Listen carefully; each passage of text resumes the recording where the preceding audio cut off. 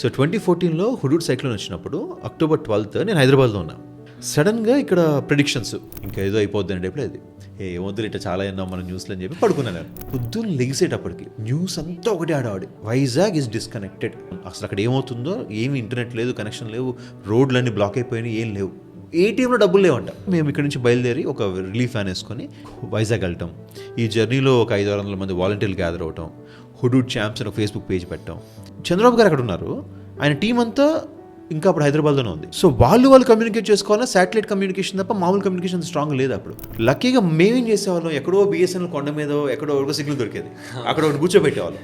వాడికి ఒక చిన్న పవర్ బ్యాంక్ బ్యాటరీ లోడ్ చేసి అక్కడే కూర్చోబెట్టి, అరే నువ్వు ఇక్కడ నుంచి అప్డేట్లు ఇవ్వరా.